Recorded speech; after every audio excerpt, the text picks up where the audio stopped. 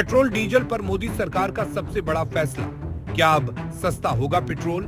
सरकार का नया प्लान। E30 पेट्रोल से बदल जाएगी देश की तेल कहानी। तेल संकट के बीच भारत ने चला बड़ा दांव।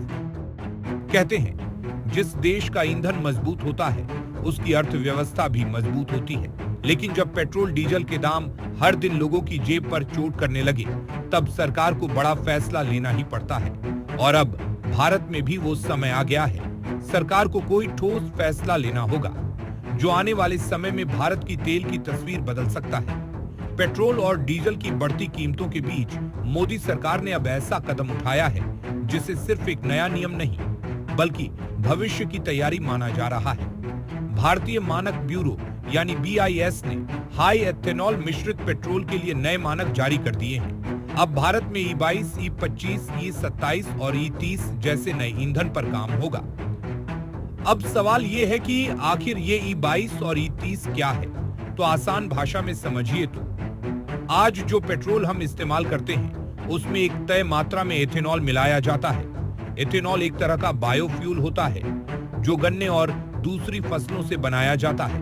सरकार अब पेट्रोल में इसकी मात्रा बढ़ाना चाहती है। मतलब अगर E20 में 20% एथेनॉल होता है तो E30 में 30% तक एथेनॉल मिलाया जाएगा, यानी कम पेट्रोल ज्यादा एथेनॉल।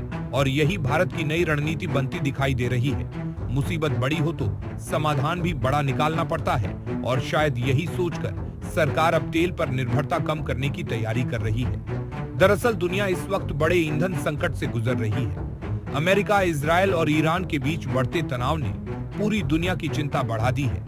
कच्चे तेल की कीमतें लगातार ऊपर जा रही हैं। युद्ध का सबसे बड़ा असर तेल पर पड़ता है और तेल महंगा होते ही सबसे पहले असर आम आदमी की जेब पर दिखाई देता है। भारत जैसे देश के लिए यह और बड़ी चिंता है क्योंकि भारत अपनी जरूरत का 85% से ज्यादा कच्चा तेल विदेशों से खरीदता है।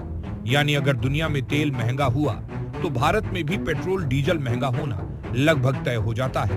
वो कहते हैं ना, दूसरों के सहारे चलने वाला कभी पूरी तरह मजबूत नहीं बन सकता।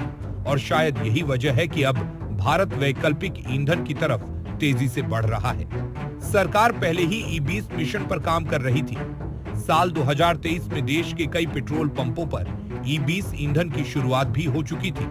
अब भारत 18% से ज्यादा एथेनॉल ब्लेंडिंग हासिल कर चुका है और अब नए BIS मानक यह संकेत दे रहे हैं कि सरकार E20 से भी आगे की तैयारी कर चुकी है। तेल कंपनियां अपने स्टोरेज सिस्टम बदल रही हैं। पेट्रोल पंपों को तैयार किया जा रहा है। ऑटोमोबाइल कंपनियां भी E20 सपोर्ट वाले वाहन बाजार में ला चुकी हैं। यानी आने वाले समय में भारत की सड़कें ऐसे वाहनों से भर सकती हैं जो कम पेट्रोल में ज्यादा चलेंगे। लेकिन सबसे बड़ा सवाल, क्या इससे पेट्रोल सस्ता होगा?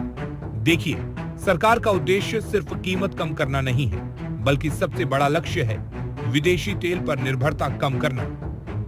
अगर भारत कम तेल खरीदेगा तो दुनिया में तेल संकट का असर भी कम पड़ेगा और लंबे समय में इसका फायदा देश की अर्थव्यवस्था को मिलेगा।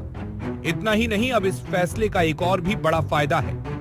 दरअसल खेती सिर्फ खेत तक सीमित नहीं रहती, वो देश की अर्थव्यवस्था भी बदल सकती है। एथेनॉल गन्ने और दूसरी फसलों से बनता है, यानी इसकी मांग बढ़ेगी तो किसानों की कमाई भी बढ़ सकती है। सरकार लंबे समय से किसानों की आय बढ़ाने की बात करती रही है और एथेनॉल मिशन को उसी दिशा में बड़ा कदम माना जा रहा है।